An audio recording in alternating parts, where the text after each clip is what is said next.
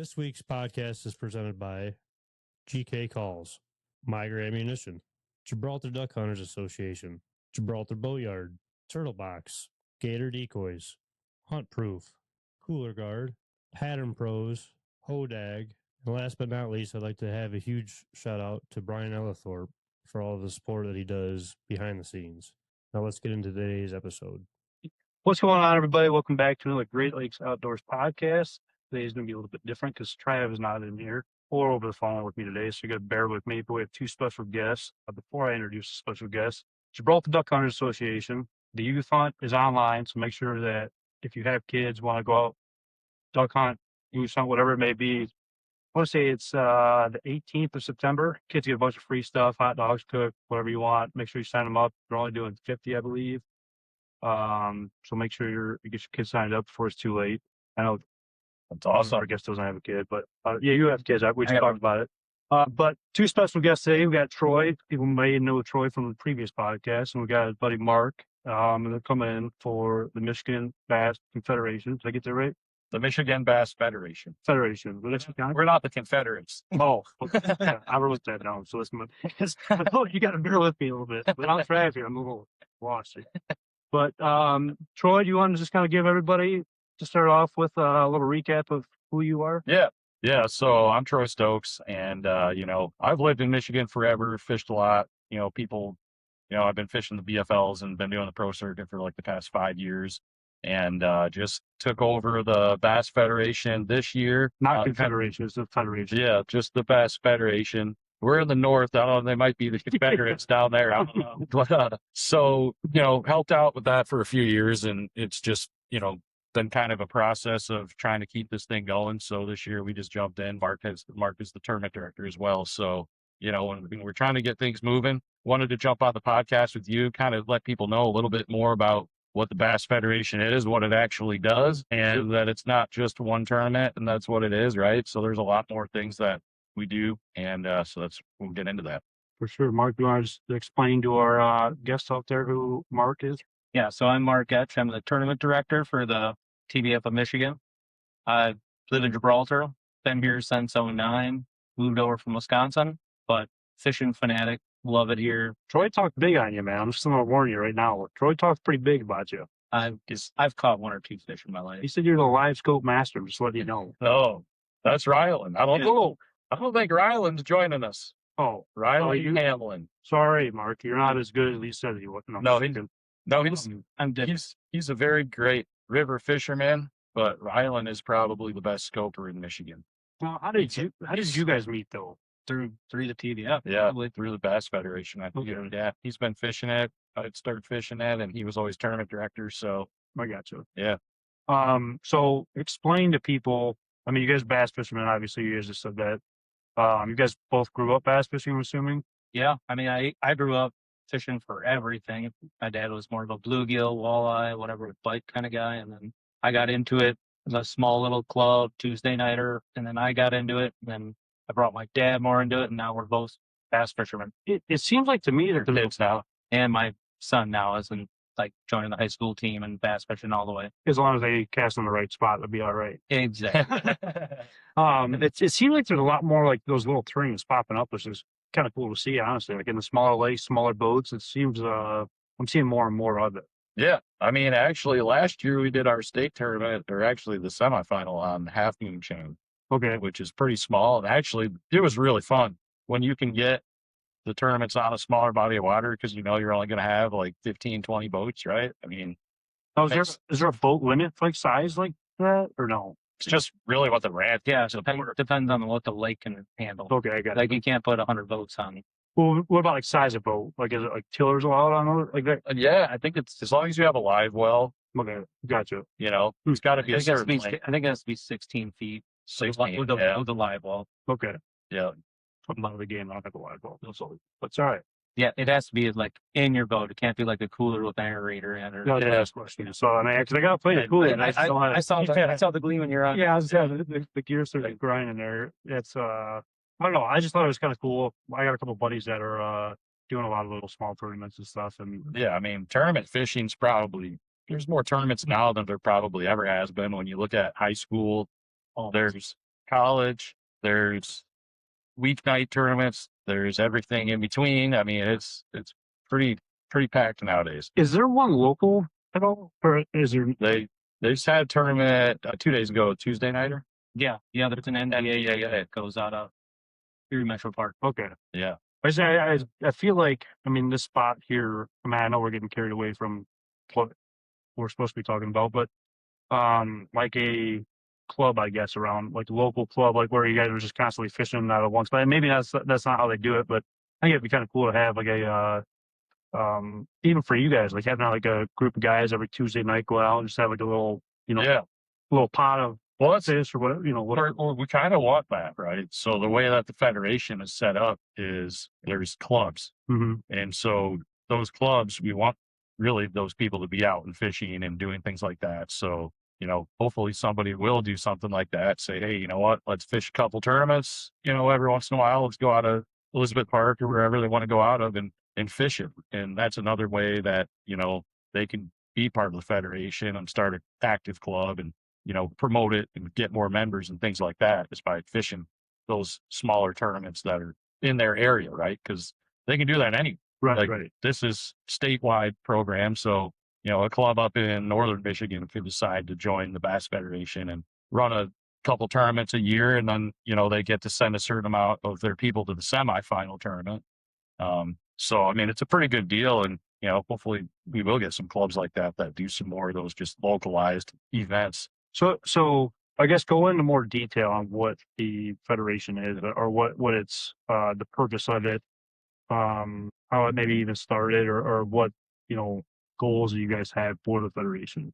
Yeah. So, I mean, at a high level, it's really conservation and knowledge of fishing in general. Mm-hmm. And then youth as well is a big component. So it's getting people out fishing, it's teaching people about, the resource itself and being an advocate for anything that you do see coming around. Like we see a lot of different things, the gill netting or the vert and mullet goby ban that they were trying to do earlier this year. I mean, there's just a lot of different pieces to the federation, but those are kind of the core. I'd say the tournaments they're a great opportunity for people to advance, right? But there's just a lot more to it, right? It's not just, hey, let's go fish a couple tournaments, try to make some money. That's the competitive part, but there's just a lot more to it. Do you think that a lot of people think it's more of just like a tournament aspect of it all? Maybe I mean, because we talked about it a little bit earlier before the podcast started, where I wasn't even like when we first talked about it. I was sweating my butt off walking through the field when you called it one day, but yeah, swatting flies and just trying to carry me away. But I didn't know too much about it until you brought it up to my attention, and my first impression was, all right, they kind of just run tournaments, and that's kind of what it is. And I feel like a lot of people might think of that, and yeah, I guess that's what's kind of nice about having you guys on and explaining it in more detail what it is. Yeah, exactly. I think there's a lot of stuff that happens behind the scenes that people don't really know is happening. Right. So the old president, Dave Rowe, which Mark worked with him since, 10 years ago or something. At least, yeah. Dave Rowe, I should say. So Dave was the president for 15 years? At least, yeah. It's been a long time. He wanted to get out. And he put it in time. Another long timer, Dan Kimmel, he's the conservation director. He's the man. He's the one that makes all the good things for Michigan and bass fishing happen. Yeah. It's because of Dan. I want to say, isn't Dan a big reason why catch and release is even a thing in Michigan? He was the man going for it, promoting it everywhere. That's the whole reason we can fish for bass all year because of Dan. Really? Yeah. Yeah. So those are the things that people aren't realizing, and that having the Michigan Federation, and part of the reason why we need membership is to have a bigger pool of people. So when they go to the DNR and they go to these events where they're allowed a seat at the table, there's more power behind that, right? So was that a thing like not that long ago or something, like for bass fishing like year round or not? Yeah, I think Michigan, maybe 2015, something like that. Yeah, it was. I was very recently. Before it was they were closed till the third. Like now, there was no catch and release season. It was the third week in June. Really? And you couldn't technically fish for bass. Everybody was throwing rattle traps for northern pike. Right. Quote unquote. Yeah. Basically. But yeah, now it's year round. It's catch and release until the third week in June. Yeah, I mean, I guess for me, like personally, like growing up wise, and like fishing ponds and anywhere I could fish, it was always catch and release. So I never even really looked into it until Yeah. I grew up, and like I didn't even know where to fish at around here. I only thought like the only fishing spot I could fish at was up north in our pond up there. And obviously learn about the parks around here and how good it is, obviously. And I don't know, I never even knew that. Never knew that was a thing. That's huge. Yeah, And it was a Santa big Kimmel. deal. It was a big deal for everybody. Like, I mean, I hate to say it, I almost wish you wouldn't have done it, because now everybody from Kentucky, Indiana, everybody down south, when the fishing's no good down there and it's really good here, they come up, Yeah, and it has been a great thing for tourism. I'm sure everybody, all the gas stations, hotels up there love it. Right. But I mean, you can't go out there on a Tuesday and it's boats. I remember a couple of years ago, Yeah. there was one of the spots that I told you about, kind of by the smallmouth spot, but it was for largemouth. I don't know if you remember that spot or not. But Is the smallmouth spot the one where we caught like 100 in a row? that's the spot. Okay. It's like kind of in the cove next to it. Okay. Largemouth spot. I don't know what you're talking about. There was some guys like from like Illinois, and I thought that was the craziest thing. Like you're out here bass fishing for largemouth. Like I don't know. Like I've never been too in depth with the fishing like world, like as in bass fishing. I got into walleye when I first got my boat, but I just never really looked that deep into like the history, I guess, or I guess more just the history of bass fishing in general. Yeah, I mean, it's always evolving, right? And that's why you got to have an organization that has a voice, and you've got to have some, people that can actually provide commentary, especially, with MUCC not being around anymore. I mean, that seems like a huge blow. They're always doing things. I mean, we'll get Dave on sometime, because he'll talk about like the herbicide spraying and all those other things, right, that are allowing a lot of the invasives to come in and kind of take over a lot of these inland lakes even. I mean, there's just a ton of different issues that are coming down the chain, and like you need to have some people that are actually knowledgeable and organized to where they actually can go to an event and speak. To have the connections and people respect them, and has that ability to command their attention. Go, oh, when he speaks, to go, oh, he means something. Right. Yeah. He's meaning business, and yeah, it's not just another, Yeah. And I mean, it's been good so far. Like, they've been, the Federation's been around for a long time. So we've been, even though right now we're kind of in the rebuild, it's, we've been getting reached out to. The DNR reached out about wake boat to get opinion on the wake boats. I think it's a huge thing down south, no? Yeah, it is. It seems like Alabama. I seen this video. This guy was like screaming at the wake boats, like, something. Yeah. I think I know a video, or the guy that you saw. He says he's gonna lock him up. Yeah. That video. He's a little bit of satire there, but at the same time, I mean, he's not wrong. Like, and what they're talking about mainly is like the ballast weight boats, and when they're in shallow water, they blow all a seabed out, and it just messes everything up. So I think Wisconsin did a bunch of studies on it, and so now Michigan DNR reached out, and they were asking about what people think about it. And it's also just, it's hazardous too. I mean, there's a lot of people you talk about, out here, guys get out on the tiller steers, do those wake boats. Some of those wake boats are throwing some ridiculous wakes, and they're going on inlands for sure. And then, I mean, they're like a freighter. Like they put up a freighter wake. Yeah. I mean, don't go out in a canoe. It's their wake boat. You could say that all you want, but every single year, I mean, once I started getting into boating more on the river, it never seems to fail. Unfortunately, there's something wrong happens with the kayaker. I mean, the 4th of July this year. I mean, I just don't understand why people think it's okay to do that. Like the busiest times of year, or just even going from like the mainland over to the islands to hang out. It's like, what are you even thinking of now? At least there probably should be some sort of a rule on the Great Lakes connected waterways where they actually have to have the flag on the back. Like, I think they do that in the kayak tournaments where you have to have the big orange flag, because you can't even see them half the time. I mean, you're like, especially if there's a wake. Yeah, you're running and like there's waves everywhere, and then all of a sudden it's like, oh wait, there's a green dot in the middle of the river. Right. In the center of the channel, always. Yeah, it does impress me, and those kayakers are diehards. Oh, for sure. They'll be downtown between the Gordie Howe Bridge in 50 foot of water and 40-degree water. Yeah. And they're trying to catch walleye, and I'm like, you could die. Yeah. I do think it's pretty sweet though with it's kind of the same scenario, but like the jet skis that are doing it now, like with the fishing jet skis, I think that's pretty sweet. I think that would be Yeah. It'd be freezing cold, don't get me wrong, but I think that would be pretty sweet to try out. You get anywhere with one of those. Yeah, really. I mean, you could. And I don't know. I just think it would be something different to do. I'm always big on something like different, I guess, or like an ice fishing pole, jig and walleye or something. Just something challenging, I guess. Per se. Yeah. I don't know. So tell me more about like, the federation, though. What's coming down the pipeline? What is goals that you guys are having? You said it's a rebuilding year. I mean, tell me more about it. Yeah. So, like we said, David run it for a really long time, and he did a really great job. He is a great advocate for fishing and conservation, and they generally focused on the tournaments. Mm-hmm. So this year we're really trying to build the foundation again, right? We've got the board of directors in place. So Chad Hanlon, he's the treasurer and secretary. Mark is the tournament director. I'm the president. Mike Krantz is vice president. Melissa Krantz is conservation director, and Dan Kimmel is youth director. So we've got the other way around. Yeah. Dan Kimmel's conservation director, and Melissa's youth director. I was getting ahead of myself. I did think it was kind of weird that, like, what I've known you for close to 10 years probably now. Yeah. And this is the first time that you actually made me roll out a red carpet when you walked in the door, and I thought that was kind of just springing.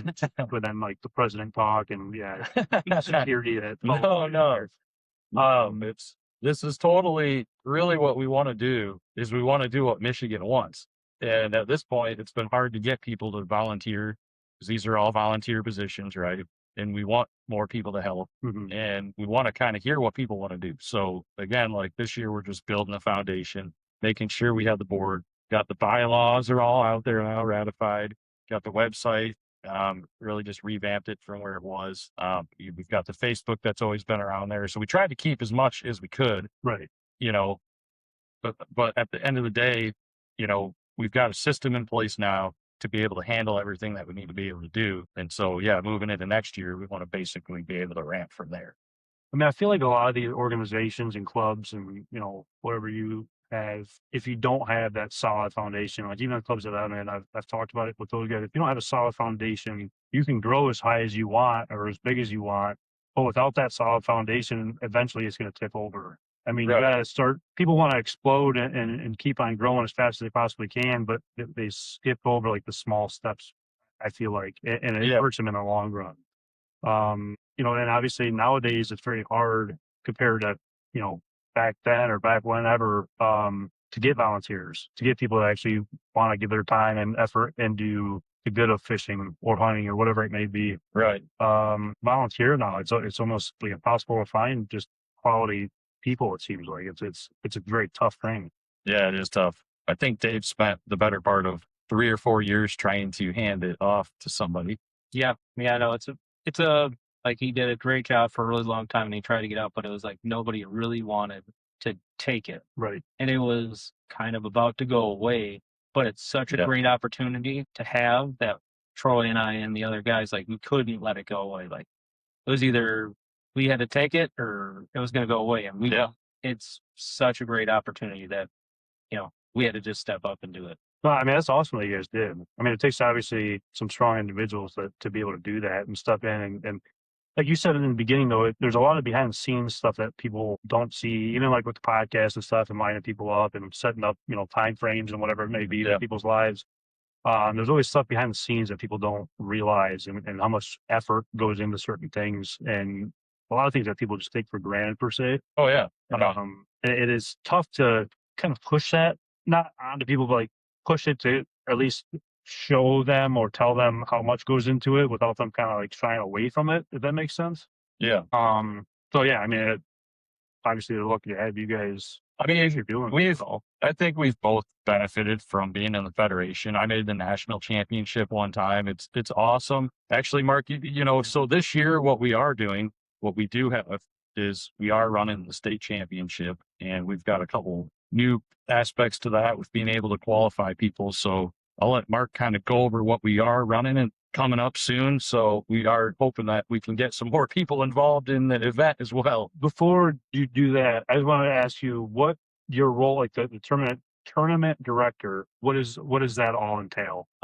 It's a lot and a little all at the same time. Basically, we all have to come up with a good date because there's so many tournaments going on in all different places. So you got to look all over the state to try to come up with the best date because there's always because our tournament season's so short up here to try to find the right date best for everyone. Locally is not going on top of the BFLs for the best locally, but then on the other side of the states, there's 10 different tournament organizations that do all kinds of stuff. And to try to find a right date, try to find a place. So then you got to set up the tournament with the DNR. You have to register, get approved, all that kind of stuff. We have to set up, entry fees and decide like what's fair and payouts and all that kind of stuff and work with everybody. You have to set up from that. Then we have to set up the semifinal. So that's where you go. If you qualify from the state championship, then you go to a semifinal. So then I have to set that up on a tournament date in place to make that happen. So Just a lot of lining. it's a lot of getting everything lined up and trying to get it lined up as soon as possible because again, there's so many tournaments all over the state that you want to get out as soon as possible. So people see you and they want to do your tournament, not somebody else's tournament. Now, if you had an organization in Michigan, do you have to go through you guys to kind of like run it? Like, are you guys like the threshold of having or setting up so you guys are separate from? Yeah, there's several different organizations. Okay. Yeah, there's lots. There's NBAA. Our like counterpart is BASS, BASS. Right. So I would say the big difference is a lot of organizations, truthfully, they just are tournaments. Like that's what they do, right? Like you sign up, you put your money in and everybody's just trying to win money in the tournament, but they're not really doing anything on the conservation or youth or education side of things, which is where, the Bass Federation is different. And there's a federation in almost every state. Yeah. So it's not just Michigan, right? Like you've got Ohio and Indiana and everybody else around you with them. So you're able to have also a national level voice of all the different federations, right? So that's where it's a little different. Do you think there would be something like what would be good, I guess, per se, like if there was a organization ran to not control, but like kind of base all the tournaments off of like, so say you guys, everybody goes through you to set up the tournaments and to kind of all make it all line up and all work together. I feel like that would be like the best way to go about it per se. Kind of what the DNR thing's trying to do. That's what the DNR is doing so that you can't have everybody all in the same body of water. You have to Work together. It's a free permit. Like you just sign up online and they approve it depending on if somebody else is there or not. So the DNR is trying to control it and they, we have to answer questions like how many fish were brought in, largemouth, smallmouth, biggest one, what the weights were. So they're getting some research out of it too, which is good for them. Mm-hmm. But I mean, there's a lot going on. I guess I look at it almost like when you brought up the MUCC, I guess as a prime example. Obviously, they're not around anymore, unfortunately, but MUCC, a lot of organizations and clubs would all donate to MUCC. Not that they would maneuver things that like the way that they wanted to, but it's like the MUCC, everybody would go to them kind of thing for certain things, for the regulations for fishing or hunting or whatever it may be. So I don't know. I didn't know if it was if you guys ran, like I said, all of it or separate. I'm not too knowledgeable on any of this. I mean, we just have a seat at the table, basically. Okay. Yeah. So if there's bass issues that somebody brings up, we can have Dan take that to the table. Yeah. So the good example is they wanted to close bass fishing completely on Burke Mullet and Crooked and connected waterways. It was the whole thing. It was worded pretty aggressively because the Great Lakes are connected to Burke Mullet as well. So it was kind of it said all connecting waterways, right? So what was the reasoning for that? Well, I'd say homeowners didn't like us there. Oh, there wasn't any science. So that's what I don't like about what I learned from that process was that you can basically get something written up and voted on it, and you can basically just have an opinion on it. And it's pretty scary because if you don't have an organization that looks at this and gets a hold of it and then sends some people there to actually talk about the science part or the lack thereof the science, right? Then it's opinionated. Well, then it can get voted and passed, and like the entire state could be against it. But if 20 people in a HOA decide, hey, you know what, let's decide that we want to close smallmouth bass fishing up here for, I mean, you know, whatever reason they decide, and they have somebody that they can get it onto the ballot with the NRA. If nobody shows up to that meeting, it's passing. I mean, that's scary.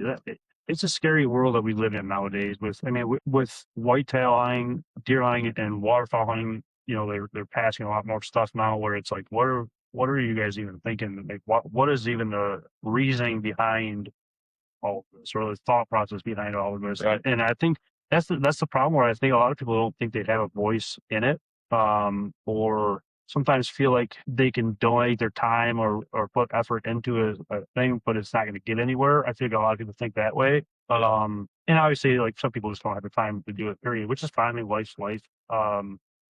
And before you know it, I mean, was it Oregon? I think it is trying to like ban all hunting and stuff like that. And it's actually like getting voted on.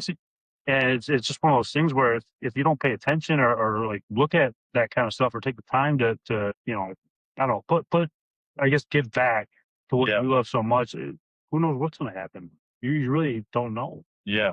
I mean, I mean, at the end of the day, I mean, that's kind of why I'm helping with this, right? Mhm. It's like, well, somebody has to do it, right? And it's like kind of one of those deals where if we don't, then you don't know what's going to happen. You could be, you know, the Burton Mullet thing probably would have passed. Oh, I mean, guaranteed. Dave Rowe and Dan Kimmel drove to Lansing and called up the DNR and did a bunch of canvassing ahead of time, got Kevin Van Dam and Zona and everybody to start posting about it because nobody was even talking about it. You know, they tried to sneak it in. Yeah. Kimmel found out about it and kind of thought that they might have already voted on it because they literally did try to sneak it in, and luckily they didn't. And so they were able to go there, and the DNR opposed it. And of course, Dave and Dan gave the perspective of, you know, the fishermen in Michigan and what we see on a regular basis, and also just the evidence from all the other bodies of water that didn't line up with what they were trying to say. So it's like, okay, so that's a perfect, like, that's the only place that happens, right?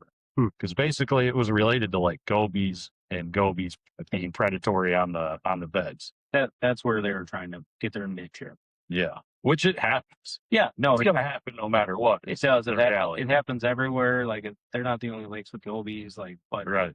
but smallmouth populations everywhere really better than they've ever been.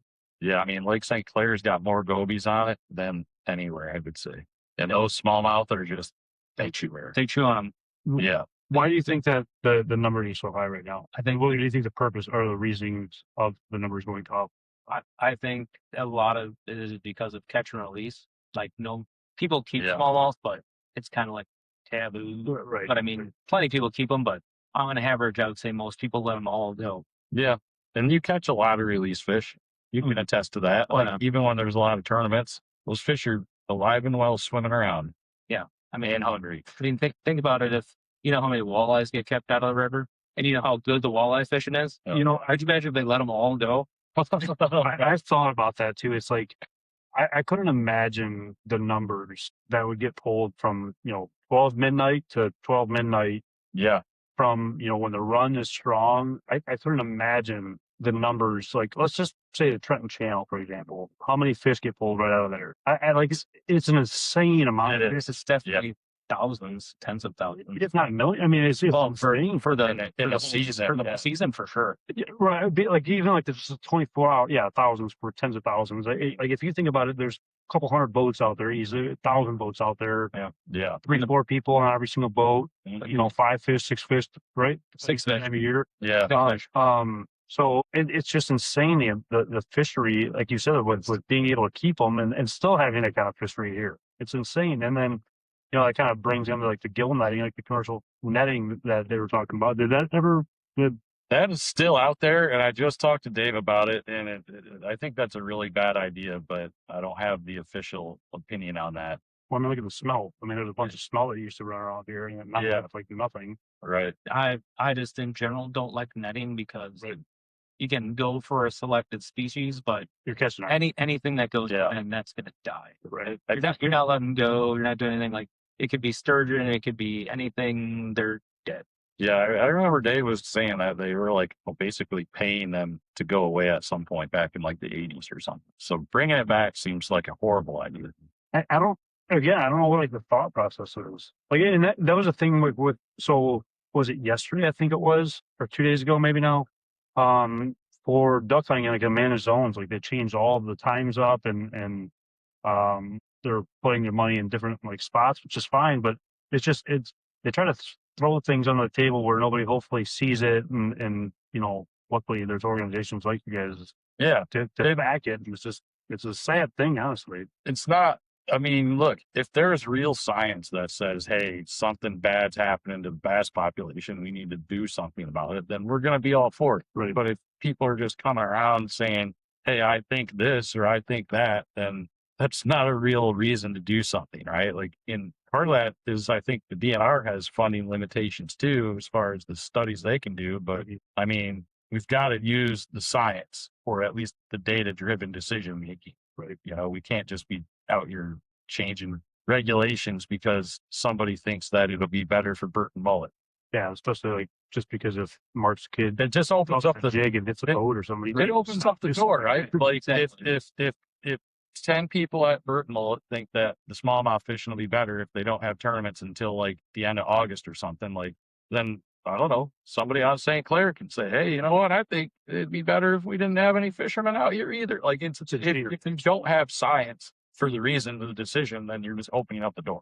I mean, look at the CWD that they're, which I don't know if you might know more about it, like in the Michigan one is like they stopped baiting because it spread CWD. Well, now they're basically covering their own self because they know that they messed up, but now they're allowing baiting in the backyard, but you're not allowed to bait. Yeah, you're allowed to feed pets. Yeah, and it's like, wait a minute, like I thought that spread CWD, so why can't we feed them in front of a tree stand? Yeah. Like, what are we thinking here? It's insane on the thought process on some of this stuff. That is strange. I just saw that like today or yesterday. That's what is that actually passed, or is that what? Yeah. Really? Was it last week? I think it was or something, or earlier this week. It was, either this week or last week. It's crazy. And the funny thing is too, it's weird how a lot of these like nonsense rules or just rules that are like far fetched, it seems like, are starting to pop up now that MUCC is gone. Have you thought about that at all? Like, you're starting to see like the baiting in the backyard now is good to go, or like the waterfowl hunting in the managed zones are this and that, and it's completely changing, and the funding's going away and or raised. I mean, why all just now? So like, I've never seen so many rules change ever since it has, like, in the last 2-3 years. Like every other day, it seems like there's a new rule like being changed. It seems like. Yeah, it seems like when they start going on feelings instead of science. Yeah, it's nuts. Yeah, like they're just like, I feel this way. Like, oh, okay. Yeah, right. I mean, and that stuff was probably in the hopper, right? But it's just easier to pass stuff when you don't have an MUCC or somebody that's like, hey, wait a minute, right? Excuse me. I think one of the big things too is like, for an organization, I think a lot of people get stagnant when things are going good and they don't keep on growing. And once you hit like that stagnant point and you think you're good and you can just kind of take the easy ride out and just kind of coast along, is when you start going downhill quicker than you can even recover. Let's take a quick breather from the action. Let's talk promos. Grab 25% off Huntproof with code GREATHP25. Save 20% off Cooler Guard using code GLO. You can take 15% off your order from Hodag using code Great Lakes. And take 10% off Pattern Pros using code Great Lakes 10. Now back to the show. Like you brought up youth a little bit ago, and getting the youth more involved and getting just the name out there, for people seeing it more often, and you got to keep on adapting and evolving to keep growing with everything. I feel like there's so many organizations that just tank after a while because they don't do anything different. Like MUCC, unfortunately, not trying to down talk them, but if they're signing newspapers out, who's reading the newspaper anymore? Back in the day, it used to be probably awesome, but now it's all social media. If you're not having a strong social media platform, I hate to say, but you're kind of like a nobody in reality. Yeah. And it's just, I think a lot of the problem is obviously finding the right people to donate their time, but keeping up with the times as well. Oh, for sure. Yeah. And Mike and Melissa's, they run the youth. They do a great job. Melissa's had a lot of medical things this year, so hopefully she recovers well because that youth, like, Youth is huge. What do you guys do? Youth is huge. What do you guys do for like a couple of examples, I guess, for youth fishermen? yeah, I mean, Mike and Melissa, they run a bunch of different programs for them. So they run a lot of different tournaments. Okay, They have different events like to help teach people how to fish and things like that as well. that's awesome. They've been doing it for a number of years now, and they have like hundreds and hundreds of I think they're members. 200 members Yeah. plus. Oh, like- really? Like high school and middle school, like the youth to high school is blowing up the last 5-10 years. Like it's big. Yeah. Like Carlson's got a team, like Wyandott's got teams, like everybody's got teams all over the country. Like it's a big deal. Like you go down south for a tournament, we're talking 300 boats, 400 boats. Like, Yeah, it was on like ESPN. I seen it. crazy stuff. Oh, yeah. Crazy stuff. You're getting full rides Yeah. to colleges for it. You can. Yeah. Yeah. No, Yeah. I mean, hate to say, the cool thing is like Adrian's like they're one of the top schools in the country Yeah. because they got a coach, they got boats, like they take it seriously. Yeah, hear that? Like Adrian's got, Hey, man, you know what? they got a team too. We had we might have the first team. I can't say it was for sure, but it was one of them. That's cool. Still there. It's in the past. Still existing. Ages. Yeah. I seen They are. CMU at I think the fishing expo. I seen those guys there. Yeah. There they go. And I was like, you know who started all this? But you don't. I do though. Some of them do. I don't know. I mean, it's been a while now. Yeah, it's been a while now. So, but I'm just glad that they're still doing it. Oh, for sure. Still, people, want to do it, and it was brand new when I started it, so nobody really knew if it was going to catch on or what, and like it's exploded. Yeah, unfortunately, it's a couple of years after I was. Yeah, Because I feel admittedly, high school team. I should have won like every college tournament. It's so much different than it was back then. I mean, when I was there, I didn't have a boat. Like they used the Toyota Series guys. They would pay these guys to stay, the guys that didn't make the day 3 cut, and you'd like do a 1-day college fish off. And most of the teams didn't even practice. Like I remember, like I showed up to Lake Champlain with my buddy Tom Menace. We're like, yeah, I heard the Gut's pretty good area. We ran up in there and like largemouth fished, which actually was not a bad idea, but like we didn't end up catching any big ones.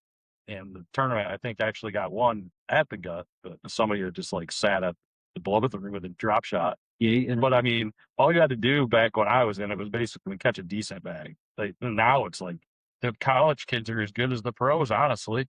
yeah, for sure. It's insane. I mean, obviously, I don't know as much as you guys do, but it definitely seems like those college kids are. I mean, what do you guys think nowadays, though? Like with all the technology out there, what really separates fishermen? Because I mean, with live imaging, live scope, like with all that stuff, it's got to be hard to separate yourself to have success per se. Obviously, there's small details, but I mean, what do you think separates a lot of these people from each other?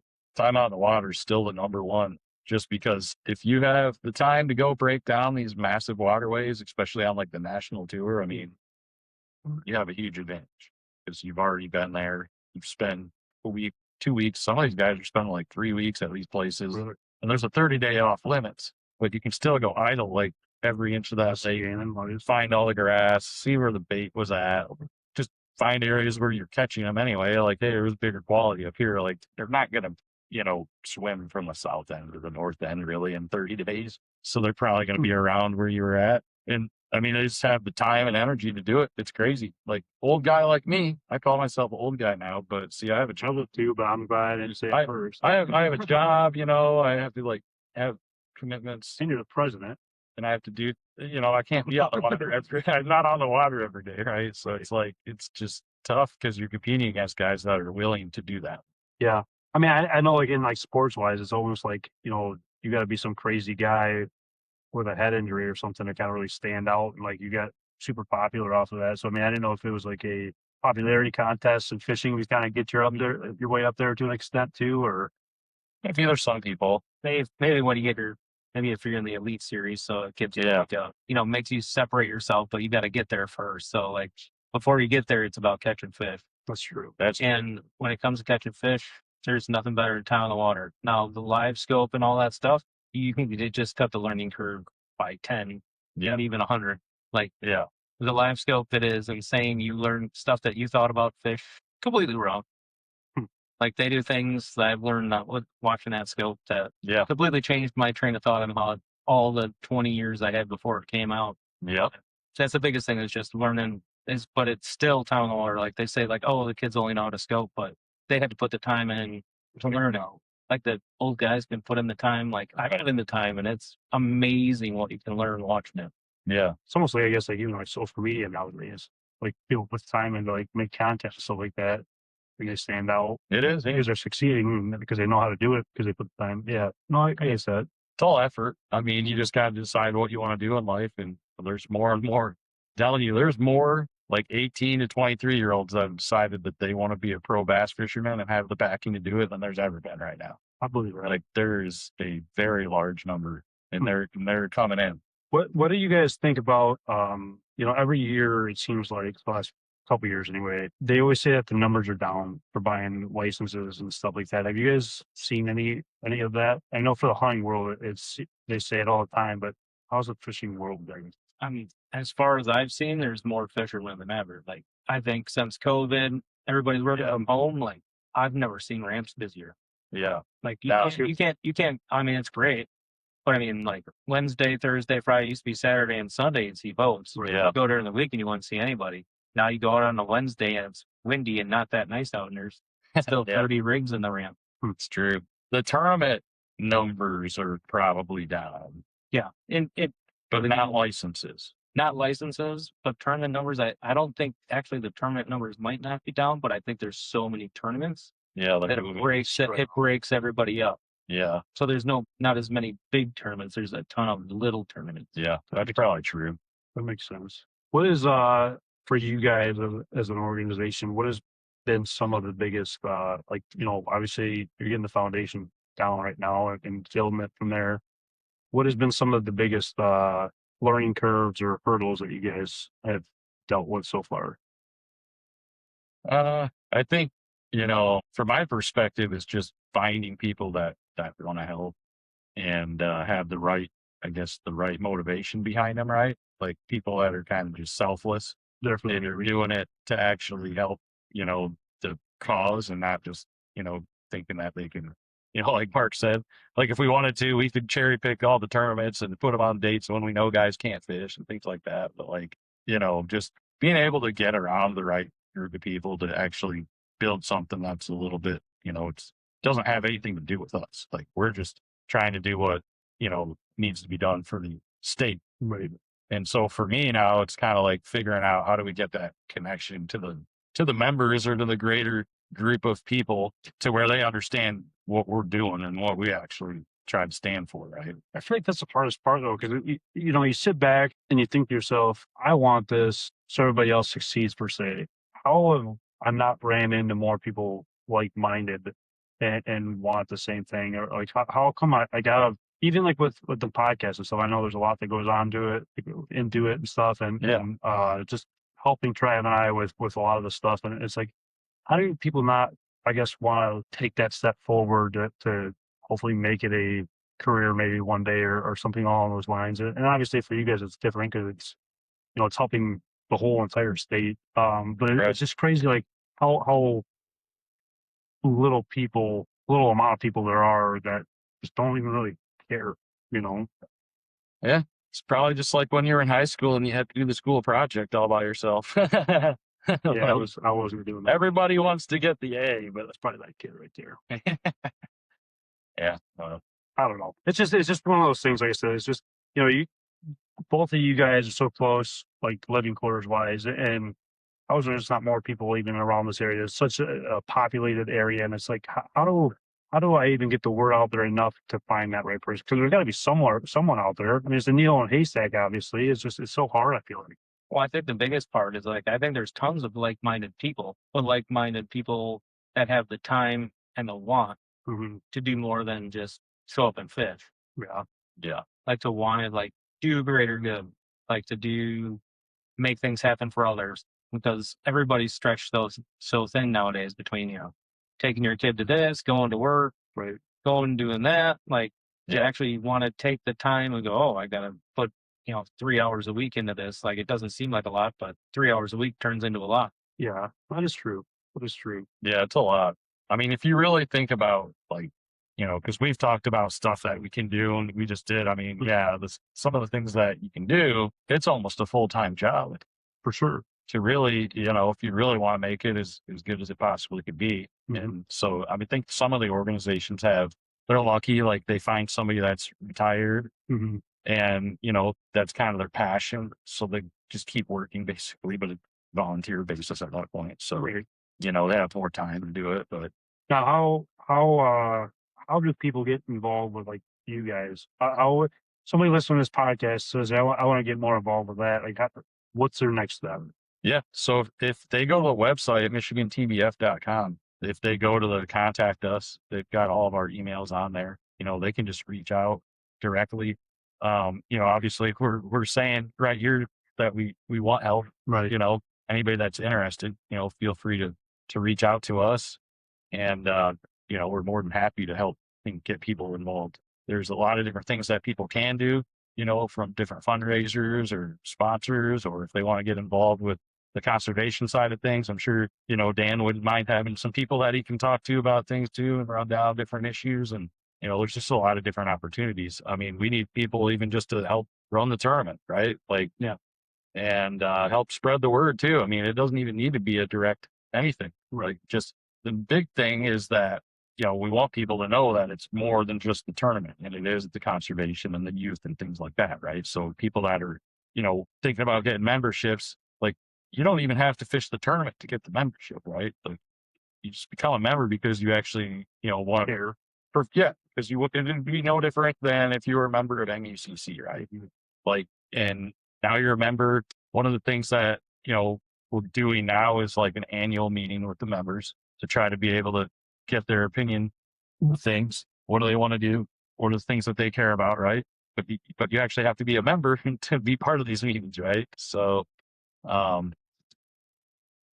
hopefully, people will hear this and decide, hey, and it's not a lot. If you're already somebody that fishes like Major League Fishing, if you already do like BFLs, if you buy a federation membership, which is $75, and then you call Major League Fishing, as long as you buy the federation one first, they're partners. Major League Fishing and the TBF have partnered up. And so then they'll give you the competitor membership for like $30.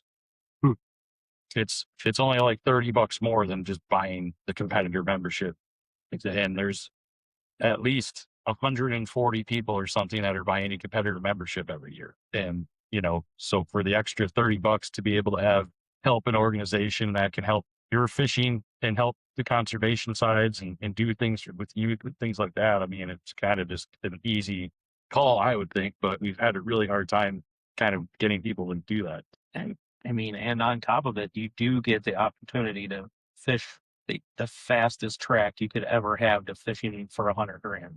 I guess that was my last question. Like, how do you get like in those tournaments? Is there steps to be able to like get onto that like stage per se, or like can you just buy a membership and you're kind of in? That's the best thing about Michigan is you pay your membership, you can fish the state tournament line, and with the entry fee, with your membership and an entry fee. So for this tournament, it's a $75, and $250. So for $400, you're fishing for a qualification to fish for. If you win that tournament, you're automatically into a tournament fishing for $100,000. So one tournament. Talk about that tournament some more because it's coming up, correct? Yeah, it's coming up. So talk about that a little bit more. Like what is here's the details of the tournament. Okay, so the state tournament is on Lake St. Clair at Harley Ensign on August 15th. Okay. But you have to be signed up by August 9th. Okay. But it is a team. We do it as a team tournament because it's always fun to fish with your buddy. Right. But on top of it, conservation-wise, keeping 5 fish alive in your live well instead of 10, more fish won't die. When you're fishing in August, hot water, that's about the worst time that fish alive well. So you keep 5, like we'll have a really, really good return rate live fish. And we don't, then there's not as many people waiting in line, not as many fish to waste. So there's less time out of live wells, out of the water. Like it works out really good. So then let's say, so out of everybody, the top 6 will go on to semifinal. The guy who wins we'll go straight to nationals, which is the main goal. This is the first year we're gonna ever have that opportunity, and it's a big opportunity. I mean, fish one tournament for quote unquote $400 to go fish that tournament is a crazy opportunity. That's literally the equivalent of going and fishing a pro level tournament, and there's no entry fee because if you win, it's automatically covered. Paid for. Wow, by the federation. Wow. And the next 2 through 6, they'll get put on the they'll get put onto the semifinal, and that semifinal will be out of the Detroit River out of Elizabeth Park on October 3rd and 4th. Now there will be the traditional. Your boater gets drawn with a random co-angler, so you don't get to fish with your buddy. I mean, you randomly could. Right. But in general, you won't be fishing with your buddy, and it's a 2-day tournament. And then the winner of that tournament goes to nationals also. So we'll be sending 2 boaters and co-anglers to nationals. Fully covered. So the entry fee's covered. Yeah. They got to they're going to cover the travel expenses. Right. But yeah. Wow. But to have that opportunity for that little of time necessary, so there's a lot of places you have to fish 6 tournaments to qualify for state, because there's so many different members where we're newer and smaller, where you just pay the entry fee for state and you're in. Yeah. So I mean, basically, what you're saying is, if you even had a thought of competing on that kind of level, I mean, right now is the time to jump on the train. 100%. I mean, that's why I'm fishing it. Yeah, me too. That's why we're going to go away. That's why we can between conservation and everything else. But the opportunity for somebody in Michigan to fish for so much with so little put in, there's nothing else like it. I mean, it's called the living your dream or living the dream package if you win nationals. Like, there's a lot of guys that won that tournament, the national tournament, that are now tour level Bass Pro Tour Professional, like top dogs too. Like, they've made their whole career Just off of that. off winning the national tournament. So yeah, you can fish one tournament and get to nationals, and it's not that big of a tournament either. It's just like 120 boats in it maybe now, but it's also not announced where it's going to be. So anybody that gets in, you don't have cherry pickers. And it's even better than that, because if you just win your division, so they kind of break up the federations into divisions. North, South, Midwest, that way. And there's 7 divisions or something like that. Yeah, you don't even have to win the tournament. If you're just the top guy in your division, you'll go to the Toyota Series Championship, which is another tournament that's for like $225,000. Right. Insane. So, I mean, the actual qualification, There's nothing faster. it's $400. Like, guys are fishing tournaments in St. Clair, and they're pre-fishing and spending more than that. And that's $400 for both of you. Yeah. That's not $400 per person. That's So you to you. for the boat, For the team. for the boat. For the team's $400, Yeah. including the $75 memberships for both people. That's right. So without memberships, it's only like if you're already a member, it's only $250. Wow. Yeah. Wow. Going back to the whole, like, hey, if you're fishing BFLs anyway, like, pay your extra $30 to buy your federation membership first, and then pay the extra $30. It basically costs you almost nothing to fish this tournament, and then you could go to nationals. It's crazy. I remember when we first met, and you were talking about all these like divisions or leagues or whatever they were, because you're still speaking like Chinese to me, and I was like, I don't even know, because I talk to people and explain who you were and stuff like that, and they're like, oh, what is he fishing? And I was like, I have no idea. Yeah. But to have that kind of opportunity to be able to be on that kind of like platform stage, however you want to describe it, I mean, that's crazy. Yeah, it's huge. I mean, I fished it one time. It is basically the same thing as fishing a pro level tournament.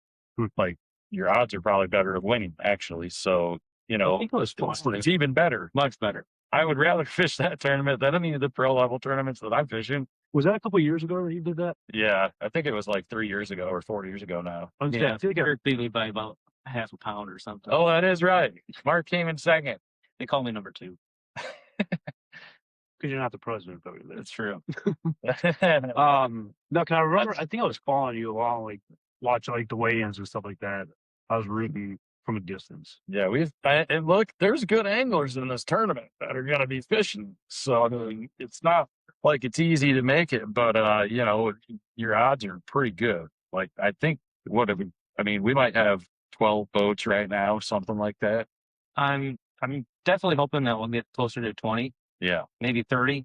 Yeah. 30 would be great, but But for the first year, though, right? I mean, not the first year, but I mean, for rebuild. Yeah, the rebuild years. Because last year there was no state tournament, so everything was just in limbo. And basically, they let us run the semifinal, and then this year we didn't even actually know anything until like May, probably, or April, maybe it was April. I can't remember, but it was pretty late. So yeah, I mean, we're just trying to get the word out, and there's still another week or so, about a week to sign up. Little over a week. August 9th. August 9th is the last day to sign up, but it's super easy. Just go online to the michigantbf.com. You can sign. If you're already a member, you only got to pay $250. If you're not a member, you just sign up with your buddy. $75 a person for a membership, and then $250, so $400 total. Again, the basic payout for the tournament is your entry fee into the next level. But if we do end up getting 20, 30 boats, like we will, like, again, we're fishermen. Yeah. We're not here to make money. Right. So there's more money in the pot than entry fees go. We're going to start putting money back in. We'll start, maybe we'll have a big bass pot that we'll put the money into. We'll, maybe even start putting money up in besides the entry fees. We'll add money on top of it. Depending on it all depends on how much money we bring in. But we're guaranteeing the top 6 get what they get, even if hopefully we don't lose any money on the tournament, but it's guaranteed like that will happen. Yeah, what's posted on the flyer is definitely going to happen. And that's actually 100% payback to the 12 boats, right? So like if there's only 12, it's 100% payback. Which no tournament organization does 100% payback, especially if you're going to qualify somebody to a national level tournament for $100,000. Yeah, for sure. Only my arm long enough. Yes, it is. Sorry. So what hot in this room. It is getting hot. What is so what's next for you guys? I mean, is there what is like on the agenda per se for you guys, like on the rebuilding? Like what is on the up and up, or what's coming on the pipeline? Yeah. So once we get these tournaments done, we're gonna have, like I said, a meeting with all the members. So at that point, hopefully we can kind of ask them what direction they'd like us to take it in, right? But we're going to start doing some of the things that they used to do, right? Like get back to the fishing shows and things like that, promoting it, because we really do think that it's such a good opportunity that just getting more eyes on it, more, especially advance notice, because there's a lot of guys that are like, yeah, I would have fished it this year, but I already got something, or I planned something else, right? And, it's just kind of like that. You're going to have that. You're going to have it every year. And then, we'll look for opportunities with, maybe doing some different partnerships and things like that next year. It's just, we wanted to really get our feet underneath us this year, figure out, just get a footing. Make sure the systems are in place. Yeah, I mean, that's what you need, reality. Yeah, because it's been, it's like you said, I mean, it's been a learning process, but also just like, getting everyone together, figuring out what's going to work, what's not going to work. I mean, look, if we have the discussion at the end of the year and it's like, hey, look, we're probably never going to get more than, I'm not going to say never, but let's say like, hey, next year, like we're probably only going to get another 20, 30 boats in the tournament. Like, man, that opens up the locations quite a bit. I will say this, and Trey and I have talked about it a lot. A lot of organizations and companies, I feel like when they first start off or like the new foundation was getting built, it's an uphill battle, I feel like, to reach where your goal is per se. And it's almost like there's a point where you plateau or you just feel you can't like reach the top of where that goal is. Like it's just, you're going, and it's like, man, it seems like it's getting further and further away. And the organizations, the companies, whatever it may be, that just keep on pushing you through the hard times. Those are the ones that come out on top. I mean, right. It's so easy to give up and not do it if you don't see the results right away. Right. So I mean, I guess what I'm trying to say is no matter what happens, down here, up here, whatever it may be, keep pushing, and it's gonna eventually reach that goal that you guys are going for. Yeah, I mean, I think we've got it's a good story, right? And it's a good opportunity for people just individually, and it's a good opportunity within all the other things that the organization's doing. So, I mean, it's not like, I don't see that there should be that big, just coming in, right? Fresh. You talk to Dave, he'll say like, hey man, it's like pulling teeth to get anybody to put money into conservation efforts or anything like that. So for me, I guess it's new. I kind of thought like this year, even just this tournament, I'm like, oh yeah, no problem. We're going to have 30 boats. Like all you got to do is tell them it's one tournament and you're in nationals for $100,000. Like who's not going to fish that tournament? And honestly, I know guys that should be fishing it that I personally talked to that fish nationally and they're not doing it. And I'm like, why not? And it's just like, I don't know. Yeah, but it doesn't make any sense. Like, you know, they'll go travel everywhere. And I'm like, hey, just fish this tournament in your home state, man. Like, if you win, then you're going to go fish a national tournament and you have a significantly better chance of winning than any of the pro circuit tournaments. And they're not doing it. I'm like, yeah, this is great. It was nuts. Is there anything that we didn't touch that you wanted to touch on with everything? Just explaining, I guess, who you guys are, and was there anything that wasn't touched on? Not really. I mean, you know, we really just wanted to kind of have a venue to just talk, really, and let people know more about who we are, even as people. You know, like we're not trying to hold the keys to paradise or anything. Like if somebody has a good idea, if there's somebody out there right now that's super motivated, let us know because we want you on the team. And you know, we just want people to realize that it's not just the tournaments. You know, like there's a huge, significantly bigger chunk of this, and that's where we need the membership. It's really important to have the numbers to be able to have the voice when guys like Dan are going to these different committees and things like that, right? If we have 50 members, you know, hey, that's 50 members. But if you have 200 or 1,000 members, now, you know, you've got a much bigger voice. Right. And so that's what that would mean. It just for somebody that even doesn't want to fish the tournaments, like if we want to do something that's going to benefit, you know, outdoor wildlife fishing, anything to do with that type of, you know, we're basically focused on the water, right? So any sort of, you know, that goes from, you know, the invasives, which affects anybody, right? Even people just living on the lakes. It's not just fishing, right? So, you know, anybody could become a member that's concerned about what could happen. People that are seeing all these invasives take over their lakes, like the starry stalwart that's coming everywhere. I mean, a lot of that has to do with just when you spray these lakes, it kills everything. And then it's just a barren landscape for all the invasives to come in, right? So like, there's just a lot of different things that are coming up. And, you know, we're hoping that people care about enough to, you know, want to become a member and put their input in as well, you know?